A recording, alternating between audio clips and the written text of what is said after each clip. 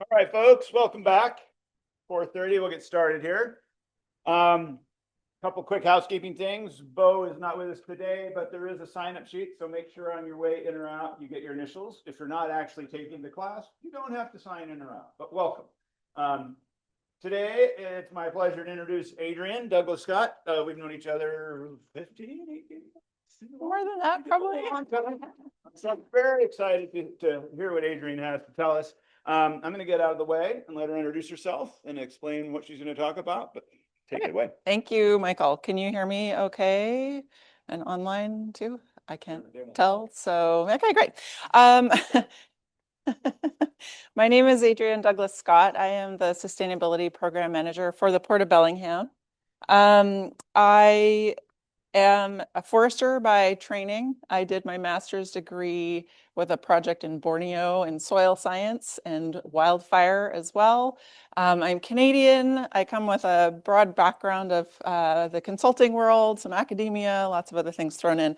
And I started with the port about 8 years ago. They brought me in to start an auditing program for a bunch of our tenants, and that has evolved quite quickly, as you'll see during the presentation.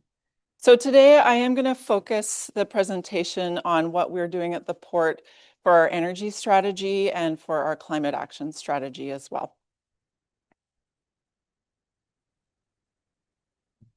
I'm going to start with just sort of a Port 101, what we are and what we are not. I am going to talk about our climate action strategy and some of our implementation towards our goals and targets there. Some of our challenges and opportunities. I'm going to talk about energy and electrification specifically, and then hopefully leave time for some Q&A. The colors come up a bit funny on that, but that's okay. Yeah, and I don't mind if you are looking to clarify something, if you want to just ask as I'm talking, that's fine. And as a little motivation to ask questions, I brought some Doris the Disco Duck stickers for people who ask. So if you're not familiar, Doris the Disco Duck is like a 6-foot tall metallic duck that the port has been placing around different parks around the around town and up in Blaine as well. So she's one of our favorites. So brought those. So starting with a little port humor. All ports are totally different. So this comes up at every single conference I'm at. If you've seen one port, you've seen one port. We're all very different. So in Washington State, all of the public ports have been mandated with economic development, and that's about where the similarity ends. We might have similar programs and things, but you'll actually find ports in Washington that don't have any waterfront to them. Like there's no water service. They might just have an industrial park somewhere. And then you've got at the other range or other end of the range is like the Port of Seattle, where they have so many cruise ships coming in and out. So we are yet another different port. So the port is a Whatcom County-wide special purpose government. So when we are Whatcom County-wide, we should be called really the Port of Whatcom, but here we are. We have property in Bellingham and in Blaine as well. We have had property in other parts of the county as well, up in Sumas, but we recently sold that property after redevelopment and cleanup and kind of turning it around and supporting the tenants that were on that site till the point where they were actually able to buy the property from us. And then we took those funds and bought a different property, and we're going to be doing the same thing with that property. So that's one of the things we do. Economic development, of course, includes looking at the workforce development. We did a study on the maritime side in 2023 and found that there are 1,000 people employed directly in commercial fisheries in Whatcom County. And the maritime industry itself counted for 6,400 jobs and $1.6 billion in Whatcom County in 2023. So that alone is significant. And when you consider all of the other lines of business and industry that we support, it's quite significant. Recreational boating represented 17 million in spending in the county at that time as well. All of that is supported by our Working Waterfront. We work with the Working Waterfront Coalition here in Bellingham. And if anybody is interested in how that works, I really highly recommend you look at their website. They have a great apprenticeship program and lots of different events and things going on. We are a landlord. We have 250 commercial tenants on our property. Some of them own their own buildings. Some of them are in buildings that the port owns. So that always gets complex when we're talking about building energy management, which I will bring up. We're a master developer. So just straight down the hill where the pump track is, that used to be a Georgia Pacific pulp mill. In 2005, the port bought that for $10 and took on the environmental liability for that site. We've since spent $90 million cleaning that up, and we're not quite done yet. As you can see, there's a lot of space still down there for redevelopment. We do a lot of environmental cleanups. We're doing two major ones right now, the INJ Waterway and the Whatcom Waterway, also just down in front. And I'll have more photos of that coming up, so it'll be a little clearer. We also have shipping terminals as a port, which you would assume. We also have the airport, two marinas, and we are stewards of our public infrastructure. So how does the port do all of this while meeting our environmental requirements and community expectations? That's part of my job. What is the port not? I do want to talk about that because even though we sit within Whatcom County and the city of Bellingham, we're very separate governments. We don't set any bylaws or any codes. So that's all up to the county and the city, and we work with them on those and have feedback where things affect us. But otherwise, we are, excuse me, a little bit on our own. We also don't have cruise ships coming in and out unless you count the Alaska Marine Highway System ferry that comes into Fairhaven. And we don't have any container vessels yet either. Maybe one day, but right now you can see those blue cranes that are on this barge in the photo. Those are sitting at the shipping terminal just down the hill from us here at Western. And those came from Tacoma. Those have been used for containers, like moving the 40-foot containers around, but we're not going to be using those here in Bellingham. What we're doing is using the space that we have in Bellingham to disassemble those, and then those pieces will be barged or trucked off of our property for recycling elsewhere. But I really love this photo. I took this because just the amount of engineering that goes into transporting these huge cranes on a little tiny barge from Tacoma to Bellingham, like it's just incredible. So, I love that.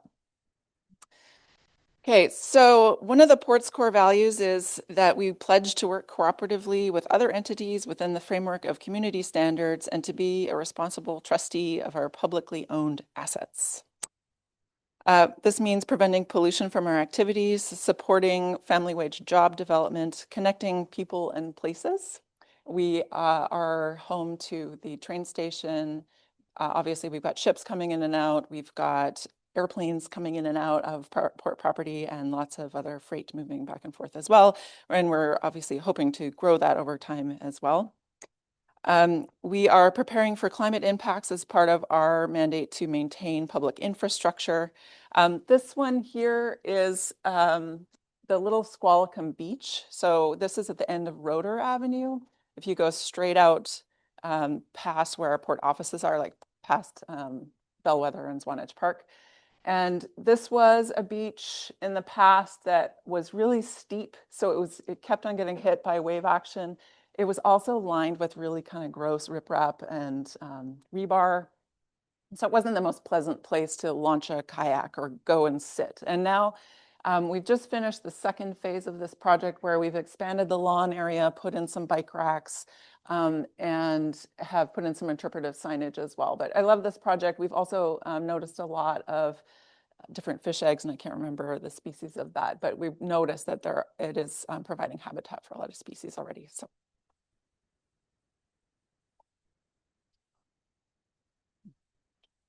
Okay, I'm going to describe this photo in a little bit more detail here as well. This is straight down the hill. So I mentioned the shipping terminal that is on the bottom right-hand side of your screen. That shipping terminal has been under development, and we call it modernization, for a while now. It had been sort of left quiet after Georgia Pacific left. There weren't a lot of vessels coming in and out of there. So the prioritization of funding was not the BST for a long time, but now we've been able to get a lot of federal and state grants to make projects happen there. You can see on the dock, there's a bit of a sort of straight up above my hand here. there's a bit of a hole in the dock. That's actually been finished now, that project to redevelop that part of the dock. It's our heavy lift area. And we were actually able to use that to move those big blue cranes across the dock. So that was really exciting for us to be able to use that so close to when we'd finished that project. So just north of that is, and this photo is looking north. So just north of the shipping terminal is an area that supports the shipping terminal. It's a cargo laydown area. And then north of that, you can actually see the digesters, which are right by Trackside and the Portal Container Village. So hopefully you've all had a chance to go and check that out. That's a lot of fun in the summer. That's a redevelopment area that used to be the main part of the Georgia Pacific Mill. So that will all be redeveloped at some point. There is some planning going on now. There was a really, really large public input process to that planning about 15 years ago. And so I'm not exactly sure what that'll look like now, but lots of work underway. The waterway just to the left of that in the photo, that's Whatcom Waterway. So that's where Whatcom Creek comes down. So we're doing a major cleanup project in there and doing some, we've been doing some dredging along the side of the shipping terminal there as well. Moving over to the left, you'll see lots more industrial properties that we own and manage and lease out to boatyards or office space or restaurants. There's lots of different tenant types that we have on our property. The last thing I'll talk about on this screen is the big square pond sort of in the middle. So that is the aeration stabilization basin. We affectionately call it the ASB, which was where all of the water, the processed water, went from the Georgia Pacific Mill. So all of that water is actually pumped over from the right-hand side of the screen to that pond in the middle. We're actually able to still use that pond, the ASB, for our stormwater from that site. But in the next couple of years, our plan is to start a cleanup of the ASB. Right now, it doesn't discharge at all. It's sealed off. But what we'll do is dredge out the toxic material, use some of that, whatever's clean enough, to cap half of that big square. And then that will be upland for marine trades businesses to use. And we're going to open up the sidewall of that so that boats can come in and out for access to those businesses there. Excuse me. So lots and lots and lots of projects underway. We have an environmental team managing this of 4 or 5 people. So we're very heavily dependent on a lot of consultants and contractors and pride ourselves on putting a lot of jobs in the community with those projects. So I mentioned modernization of the BST with some dredging and that dock replacement. We also just got an $18 million federal grant to put in a rail spur. So just off the right-hand side of this photo, the main BNSF line goes past, and what we are going to do is run a spur off of that straight down so that vessels can come in, unload cargo right onto the trains, and then it can go off from there. That gives easy access to Canada, which is important because a lot of the Port of Vancouver is very, very full. They're looking for space all the time. There's a high demand for it. Some of the ships, instead of getting into Vancouver, they will actually go through the Panama Canal and up to Halifax to offload into Canada rather than offloading into the States, just because the port is so full in Vancouver. So there's clearly demand for that, and we are trying to meet that demand with some of our projects. The last thing I'll mention on this page, sorry, I know I've said that a couple times, is the district energy system. Is anybody familiar with district energy or what that might mean? So district energy is a kind of a cool idea that this was the first project in Washington State. It's a system where you provide a whole campus of buildings like Western with heating and cooling and hot water and cold water from a central plant instead of each building having its own separate system. So it provides a lot of efficiencies that way. And what they're doing, the heat is actually provided by the cogen facility that's owned by PSE that's straight down the hill. So when you see those big plumes of steam coming out of those towers down there, the heat actually is being used to heat all of the buildings that are going to be on that campus around the waterfront. So pretty cool stuff. Making sense?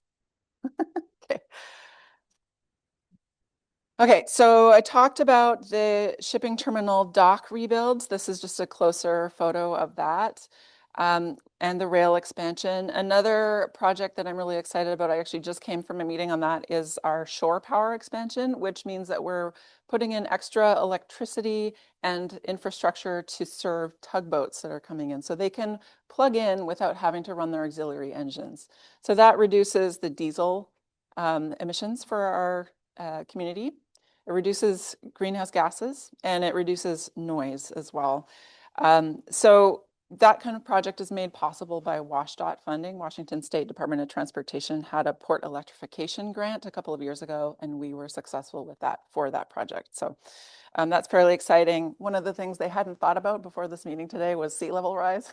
So I pointed it out and I said, so are we putting these pedestals in at the normal height or what are we going to do? And then we're back to the drawing board with some of the design. But I'm excited about this project. So and I mentioned the dredging that we're doing as well, part of that. So we also own Bellingham International Airport. I'm not going to talk too much about that today, other than to say we did put in a solar array on the roof of the terminal building on the lower right-hand side. And I will talk about that actually again in a second. We also have just over 2,000 boat slips on the commercial and pleasure craft side in Squalicum Harbor here in Bellingham and in Blaine. So big mix. You saw from the financial numbers at the beginning that it's a really big deal for Whatcom County to have this much of a maritime industry. So how are we doing? Michael, you'll have seen this one, I think. This is in the I&J waterway, which we're doing a cleanup project on right now. So clearly we're doing something right. Well, there were none at that time, so we're good. Yeah, they know. So as far as sustainability and environmental projects, we are measuring it with our annual sustainability reports. I'll show you that in a second. We've got great social media, so I really encourage you to look at that for the Port of Bellingham. We also have a certification called Green Marine, which I manage as well, and that's an international industry and environmental group sort of mix of input onto this certification, which I come from a background of ISO auditing, if anybody's familiar with that, and I feel like this is another rigorous one. We've had other environmental certifications that I'm not going to continue with, but these I'm really pleased with that one. We also measure our greenhouse gas emissions. We look at things like illicit discharges. If we notice that we or any of our tenants release stormwater, we have to report that to ecology and we have to track that. Even potable water can't go down any of our storm drains. So we have to be very, very careful. We track the number of dollars that we spend on cleanups as well. And sorry, I just wanted to bring this up. This is, we tried something new this year with our sustainability reporting. So if you want to grab that QR code, it's for our sustainability story map. And I did bring a PDF printout, a few copies of it over on the table over here, if any of you want to grab that on your way out. The story map is kind of cool because it's a little more interactive and there's more information in there. So I'm very proud of that. On the right-hand side of the screen is the Bellingham Cruise Terminal, also known as the Ferry Terminal in Fairhaven. And that's our first solar project that we put together. That's a 100 kilowatt system. And that we've learned a lot of lessons from that installation. One is how to remove seagull poop from the panels, but it's working well despite that. We just have to clean it a little more than we thought, but that's fine. We also have a 100 kilowatt solar array on the roof of the airport, like I mentioned, and we are starting construction in the next couple of weeks for the same size system, which is going to be a community solar project on our Fisherman's Pavilion down at Swanage Park. And that community solar means that PSE owns it and they can provide the solar power to folks who can't put solar on their roof. Like if your roof is as old as mine and you can't replace it, or if you have a lot of trees or in a condo or whatever, you can actually access the solar power that way. So in order to sort of harness all of this great work that we're doing, we created a climate action strategy. I'm going to go into a little bit of detail about how we did this and why. The main drivers were we're doing all this work, but we didn't have a way to sort of track it all. And that's given us the tools to do that. And it's also given us a little more of a tool to use when we're planning like our capital projects, like those construction projects. How do we consider our climate goals in those projects as well? So we did a port-wide vision statement, and then we did a lot of public consultation as well for the climate action strategy. So we wanted to be a regional leader in sustainable economic growth while achieving greenhouse gas emission reduction targets and operational resiliency. So basically that operational resiliency makes sure that we can still operate, but we have to be considerate of the environmental factors. This picture is from the INJ waterway where those orca were. So this was the original roadmap for developing the climate action strategy. Check out the dates. March 2020 is when we were going to start. So it was delayed by a couple of years with COVID. But I use this a lot. I call it like ye old Gantt chart because I brought it up. I don't know. I use it a lot still. So as part of the climate action strategy, we identified that first we needed to, and the bullets are a little off on this, we needed to have some data. So we needed a vulnerability assessment to see which of our properties were more vulnerable to sea level rise and the impacts of climate change. And we also needed to have a baseline for our greenhouse gas inventories. We also wanted to come up with that vision so that all of the staff were on the same page as we were moving forward with this. So our targets are a little more aggressive than those of the county and the city, and I'll explain why in a second, but our target is to reduce our emissions from the baseline year of 2019 by 90% by 2030 and be greenhouse gas neutral by 2050. The city and the county have targets for 85% reduction. So we went, we had to be a little competitive on that one. We'll see how that works. On the adaptation side of things, we don't really have a particular target. It's hard to assign numbers to things like that other than what can we do to make ourselves more resilient. So if anybody has any metric ideas for that, please let me know. We're looking at things like sea level rise. So we did a Cosmos viewer, which is very exciting if you're into modeling and looking at what happens with various scenarios for sea level rise and storm surge. You know who did that? Eric Grossman. Yeah, of course. And then lots of different studies around the port as well, and those continue now. We've also done a resiliency roadmap, and we've put some of this information into our design standards for our capital projects, like I mentioned too. Okay, so greenhouse gas emissions. Sorry for bringing up a table. But if you look at this, so 2019 was our baseline year. And then we did another one in 22, 23, and 24. And I'll be doing annual ones moving forward as well, which is required by Green Marine, as well as our climate action strategy. So we decided to focus on what the port can control to start with. So that's scopes 1 and scope 2. So scope 1 is basically energy or things that we're burning. So fuel that we're using in our fleet and natural gas that we're using in our buildings. Scope 2 down the side is the indirect energy. That's the electricity that we purchase. And then we are measuring scope 3. I'm measuring other scope 3 emissions, but not necessarily, they're not reported on here. Things like our tenants' energy use in their buildings, their purchases. We've tracked it 1 year now, but we have not reported it as part of this because I don't have more than 1 year to report at that point. It's just really the baseline for us at this point. We can also be looking at things like vessel traffic. We've done a study in 2023. We were able to look at ships over 100 foot in length, but not smaller than that. But we will be changing things around. I did get a $1.5 million EPA grant this year to look at emissions, believe it or not, from vessels and look at cargo handling equipment and what we need to prioritize at the port in terms of energy, electrification, and alternative fuels. So overall, if you look across the bottom of the screen, I'll draw your attention to those numbers. That's probably the most important thing on this slide. So our first year, 2019, we had 4,218 metric tons of carbon dioxide equivalent, and we've gone down to 924.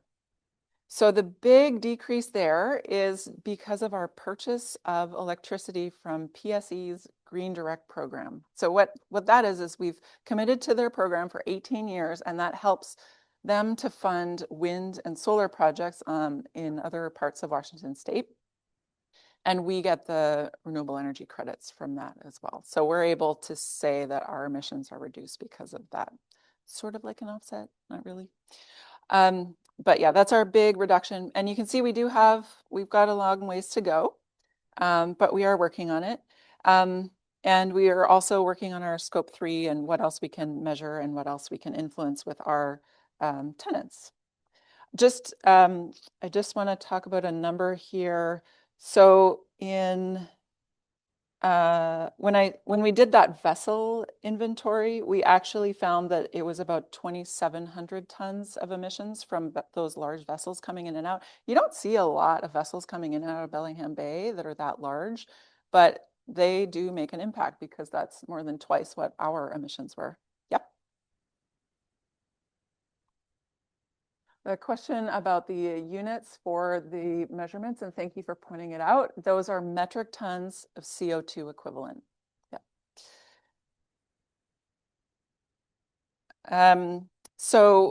But just to give you some, it's 2,200 metric tons of CO2e for those vessels over 100 feet.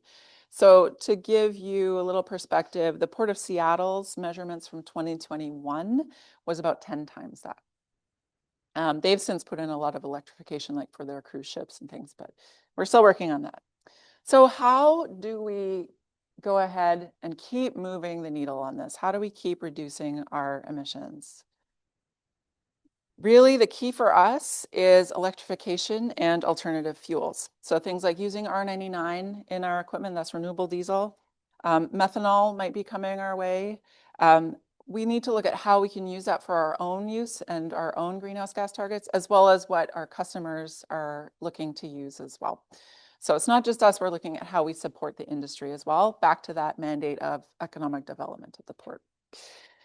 So as we, in the conversations I hear at all of the maritime stuff that I go to, it's all about having a range of options at this point. There's no one perfect thing that's going to help us get to our greenhouse gas targets in the state of Washington. It's really having a range of things and actually starting to do something about it, not just talking about it, which is easier said than done. So I do want to talk about a great success story we have had. A lot of our emission reduction has been to the buildings because of the electricity switch to the Green Direct program that I mentioned from PSE. So just because the greenhouse gases from those kilowatt hours that we're using have gone to zero doesn't mean that we haven't stopped tracking it. We are definitely looking at each and every building on our property, particularly those that are over 20,000 square feet, because they're subject to state law in Washington, the Clean Buildings Act. So we're looking at how to reduce natural gas in all of our buildings. We're looking at how we can increase the renewable energy production. And that's really driven by our climate action strategy. We talked about the greenhouse gas goals and targets. It's driven by the Clean Buildings Act compliance from the state, and also another program called CSEM, the Commercial Strategic Energy Management Program. Sorry, there's a lot of acronyms in this. But I did want to bring this up because it's a really good success story, I think. With the Bellingham International Airport terminal building, we put those solar panels on the roof, and we also replaced 3,000 light bulbs in there. We upgraded everything to LED in the last year. And you can see here the solar was, okay, so I'll explain this. The blue line is from 2023, and that's the kilowatt hours being used over the year, starting in January through to December. Then the green line was 2024, so that started out a little bit higher than 2023, and then it came down. But in 2025, it's really dropped, and that's due to the solar on the roof, as well as the lighting project. So those two projects brought us into compliance with the Clean Buildings Act, And they've also really helped us to reduce energy use in that building. So that's a really great success for us on that. It saves about $80,000 a year in power costs. So, and it's taxpayers' money, exactly. So it saves everybody in Whatcom County. Yep. It's 19% reduction in daily average usage there. So we have a team, the Building and Infrastructure Energy Management Program. We built a team. I got this letter a few years ago from the Department of Commerce talking about this program and this building that actually didn't exist. And I had to look into it. And now we have a program that makes things like this happen. So that was, it's pretty fun to look back on it. It's always nice to talk about this stuff with other people because I'm like, yeah, we're doing stuff. So this is a picture I took. I got to go to Norway in November. I was actually there on vacation and I went for a day to be a tourist at the port. And I've got some friends at the Port of Bergen who were able to show me around, which was fantastic. So this is an offshore vessel. This is huge. This thing goes up in the North Sea. And actually this is what's this one called? An anchor handling tug supply vessel. So it works on subsea construction projects. It can bring anchors up from the bottom of the seafloor or other equipment up from the bottom of the seafloor. It's actually like smooth off, it's kind of rounded off the back of it. But this is relevant to the discussion because it's actually plugged in. This gray in the middle of the photo, that gray thing in behind the fence, that's actually a cable management system so that the vessel can be plugged in so it's not running auxiliary engines while it's sitting there at the port. This is actually sitting. Has anybody been to Bergen? Anybody? Yay, good. You know where the Brygge is? The historical district? This is right in front of that. So instead of having a whole bunch of ships with diesel spitting out right there, it's much cleaner now. It's yeah, significant. So we electrify vessels for reduction of diesel emissions and for resiliency and how we can not be subject to things like fuel costs or fuel delivery interruptions. And that's really the overarching driver of our electrification strategy for the port. So we know, like I mentioned, that diversifying our energy portfolio will help us maintain our ability to function in the long term. What drives specific projects is external funding, which is a whole other issue. So when you're putting in electrification for ships, it's not just a plug. You have to make sure that you've got your charging infrastructure, which is very expensive to install. You have to figure out whether you need energy storage, like battery systems on site, whether that's permitted, so permitting issues. Energy supply is another one that we're really looking at carefully here with the transmission grid from BPA. That one is going to be maxed out, we've been told, in the next few years. And so as we look to electrify everything, like how are we going to get this power, particularly in Bellingham, where we're a little islanded. So we're looking at microgrid construction, and that means where we can create some of our own electricity and store it on site for our own use. Currently, our solar projects actually feed that electricity back to the grid. So this is a photo also from my trip to Bergen. This is actually the plugs for cruise ships. So they're high voltage plugs, just showing you just how big those are and what the need is for cable management, because like I can't lift one of those, that's for sure. Never mind one of those with a cable attached to it. So we talked about resiliency and reduced diesel and greenhouse gas emissions.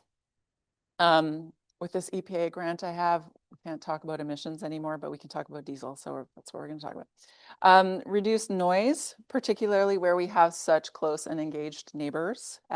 We also will be looking at it to reduce road congestion because you don't have to be trucking fuel around on the road or by barge as well.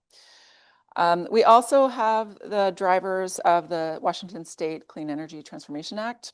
So we do have state law that has imposed greenhouse gas targets for electrical utilities and other folks as well. So we also rely on the Climate Commitment Act funding, and that is a whole separate presentation. Because that has been reduced significantly. So that's one of the bigger challenges for us, is where do we find the funding for this? The photo here shows an Alaska ferry at the dock in Fairhaven. And you can see I'm actually pointing, that's my finger, to where the cable is inside the ship. And the gray boxes on the bottom left-hand side of that photo are where the plugs are. So we've actually had plugs for those ferries there since 1989 when we built the ferry terminal, but they've never been able to plug in because of the technology on the vessel side. It's not just the plugs, they also have to have power conversion, and they are not able to do that. So there's inconsistent technology, there's things that don't fit, there's inconsistent plugs. So that's a challenge that we're all working towards in the maritime industry. And they're keen to do it. It's just a question of are they keen enough to fund it? At this point, that's challenging for everybody. So we are trying our best. So we're also trying to figure out whether there's incentives we can do for vessels that can plug in. Or can we reduce our rates for them, for example? I talked about the challenge of the transmission capacity, and we are very dependent on that transmission provided to us through PSE, so Puget Sound Energy. That's our electrical utility here in Bellingham. We're dependent on BPA, Bonneville Power, that's up in for our properties in Blaine. The projects are expensive. So putting them in, especially where, even if it's going to pay back over time, we still have to have the capital outlay to put those projects in place. So that's a big challenge for us. Equipment lead times. So putting in a new electrical transformer can take 18 to 24 months to even get the transformer at this point. So we're still making it happen. It does get delayed because of that sometimes. Funding, I mentioned, and changes in policies, like at the federal level, also make things challenging for us. So we're watching as the technology changes as well. So in terms of like battery storage, solar, and charging, we're also keeping an eye on that, as well as renewable fuels and what we can do there. Okay, you're all still with me? Okay, the opportunities here are, I think the key one for us is partnerships. So one of our partners is a tenant of ours, Corvus Energy, and sorry if their logo got a little bit chopped off here on the slide, but Corvus Energy is, not to sound like a broken record, a Norwegian company. They're actually a port tenant. So they have a facility to manufacture maritime batteries in Fairhaven. So the batteries themselves come in cells that are like about this big. They're just a little LED, they're a little battery. And then they stack them up into these larger cells, and then those get stacked into larger cells and larger cells and larger cells. So you can wind up with like a whole shipping container sized battery. And that's what actually powers a lot of vessels around the world. So when you go to one of their manufacturing facilities, they have a live stream of where each of their vessels that's using their batteries are in the world, and they are worldwide. It's really cool to see. This photo is one of the vessels. This is the that's actually got Corvus batteries in it. It's the world's first fully electric ferry. And there's sea trials happening right now for the first fully electric cargo ship. There's really cool stuff happening with wind power, like with it's not actual sails. It's actually, they just look like big standing tubes on top of the vessel. It's called wind suction. So there's all this really neat technology happening, and there's companies out there that are following through with their own internal goals and targets to make that happen. So trying to understand what technology is happening and where our customers are with that is another good challenge and opportunity for us. We also partner with landside, really interesting and innovative companies like Corix. That's the district energy system I mentioned. And then, okay, our policy development. Sorry, I did want to talk about the community as well. So I feel like we are really putting a lot more effort into community outreach and community engagement for our projects. Some may disagree with me, but we are working on it. And we're also, as part of this EPA grant that I mentioned, we're putting together a larger community outreach plan with that funding as well. So stay tuned on that. We have the opportunity to develop more policy and incentive development for electrification. Permitting pathways are really challenging for us, but we are able to work with our local state reps on that. They're really, they've been really, really good to work with. the opportunity here for us with energy resiliency is huge. So we're doing whatever we can to be a little more independent from the grid. And then another one is this is an airshed of the whole Puget Sound. There is a maritime air inventory that I'd like to be part of as well. Okay.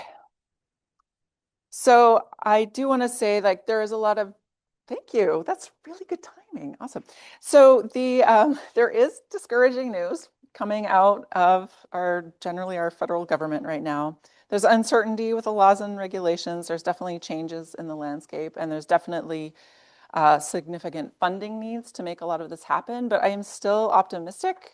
I'm really encouraged by our local partnerships. I'm encouraged by things that are happening in other parts of the world. And all these challenges, we really just need to figure out how to turn them into opportunities. So this all hopefully helps you kind of understand a little bit more of what the port does and how we operate and sort of our initiatives. I really encourage you to dig around on our website, and it's kind of terrible, but if you use the search bar, you'll find things like greenhouse gas information, sustainability report, any of our cleanup information, that's all on there. It just might be a little hard to find. And you can also email me if you have any specific questions. So does anybody have any questions now? Yes. Yeah. The rail spur. Mm-hmm.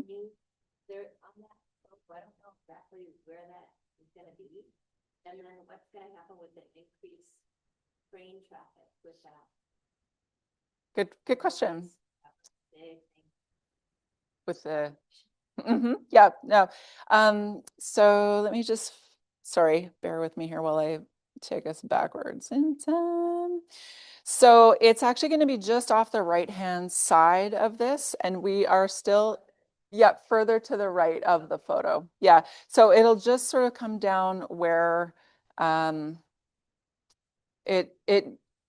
we're in preliminary design on this still. So, and I will say just for folks online that the question was where the rail spur will be and what we're doing about noise with that. So I can't even tell if there's people online. Should I be talking to them? Yeah, okay, great. Sorry. So, but the last design drawing that I saw, it was just to the right of this photo, and it'll come straight off that spur. But you're right, noise is a consideration as we're designing that as well. I'm going to go to the person, sorry, just behind you as well, in the red shirt. Yeah, it's maroon. No.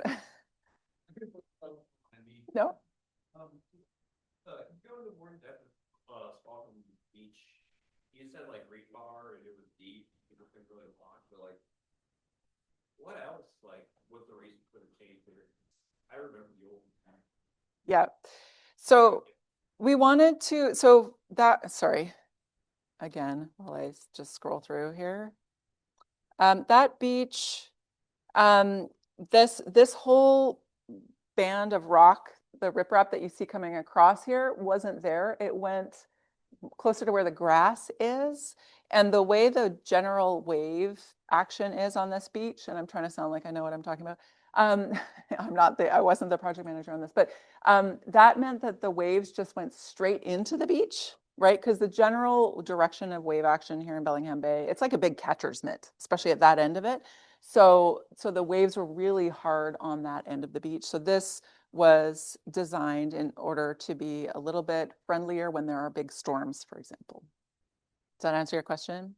Yeah. It kind of? Okay. Okay. Boy. Okay, sure. Let's do an online one. Effects on whales and increased shipping after the rail spur and transport by rail Canada comes online. How will this affect the port's GHG? Good question. Yeah. So that's definitely a consideration. If more ships start to come in, how do we manage noise?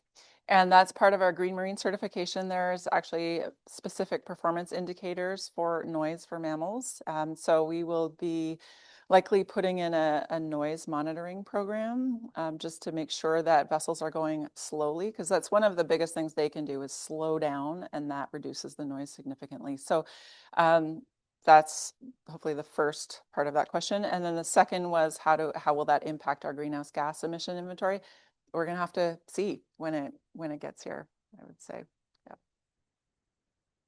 Yeah. Okay, in the black here. Is the Yes, I know that there's like been some controversy with the the property and like different things that I've heard different things. And so I was wondering about that. And then I was also wondering if you have an idea of when the pump side and the ocean track side might get that area might get Developed. because I really love that area. Yeah. Yeah, we're hearing that a lot. So the first question was about whether or not the port, and I'm not sure I quite got your question, but the first question was whether the port is a local government, and it is. We have 3 elected commissioners that will appear on everybody's ballots. We're going up to 5 very soon. Your purse. So we have 1 brand new port commissioner right now. She was just brought in January. She was elected in November. And so she's brand new. She's getting sort of onboarded in the crash course and the fire hose, if you will, of learning what's happening at the port. And then we'll have 2 other new commissioners that will be elected in November as well. And one of our existing commissioners is actually running for state rep. So if he wins that, then we're going to have another 3rd. So yeah, lots of new folks in leadership. And I'm not sure if there was a connection with that question with the controversy over.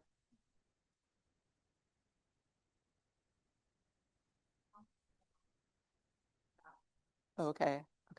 I might skip that one then. Okay. And then the last question was about the redevelopment down at the pump track area, and we don't know. So that part of that will stay a park. It's actually going to be owned and developed by the city and will likely stay as a park. I can't imagine that it would be taken out now, but there will be other buildings in there, but I don't have exact plans on that right now. The next building to be developed will be close to Mercy Housing over by the tracks, and then south of the track or the trackside area. That will be also upcoming as well. We have design for that. They're 5 years and can be repeated. Those leases on site, yeah. Okay, I'm gonna choose somebody in the back that had their hand up, in the blue, navy blue.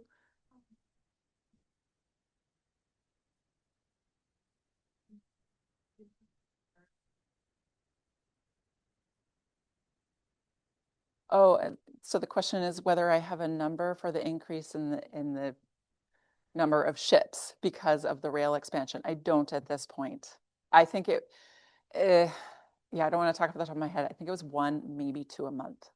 Not, and that would be a lot. That would be like full, but again, please don't quote me on that. And over, was there somebody else over in that corner that had their hand up in the green? Yeah. That's such a good question. The abandoned ferry in the Whatcom Waterway, yeah, we've been trying to get rid of that for a while. So it's it's sort of become a derelict vessel at this point. There's nothing that's an environmental concern at this point. Like there's no fuel or anything on it, but we are making sure that it's not falling apart into the bay. Yep. Okay, online. Yeah. Where does the port expect to buy renewable diesel? Where does the port expect to buy renewable diesel? We actually have a couple of, I'm curious about who asked this question. we have a couple of local suppliers that actually have it in Whatcom County. Yeah, so it's not that far off. We just have to talk to them and make sure it's not spoken for already. Did you have another one? Yeah. And then they said, great to see all the progress you and the port are making on and many of the fruits of your efforts. How successfully is adoption on the district energy system progress? Oh, the district, okay, the district energy system is successful because we know that every building that has been built since the district energy system is in place has adopted that technology. And that's one of the stipulations of developing on that site is that they have to connect to it. So the first building, Mercy Housing, they were built actually before the Corks was completely ready to go. And they were on some really tight timelines with the grant funding for that construction project. So they, I believe, only have hot water. They don't have heating or one or the other on that building. But yeah, all the rest of them on that particular campus will have to sign for it. About the tin ball that stuck in the bay from the old cannery. Oh. That's a good question. So the question is about the tin clipping rock in behind the Taylor Street dock. Is that the one? Yeah. That's actually the DNR property, and I don't know. Yeah. Sorry. Yeah. Are you suggesting we remove it or do some more art on it? Like, bring it to something or taking it out, reusing it. Yeah. Yeah. I'm curious, 'cause people just walk by and they're like, wow, there's a tin ball stuck. That Yep. looks- that Yeah, looks no, cool. it's a cool But- artifact. I agree. Yeah, I'm not sure. Yeah. Well, I'm sure Adrienne would be happy to stick around and answer Yep. more questions up front. But yeah, thank you for coming in. Thank you, everybody. I have stickers too. Come on down.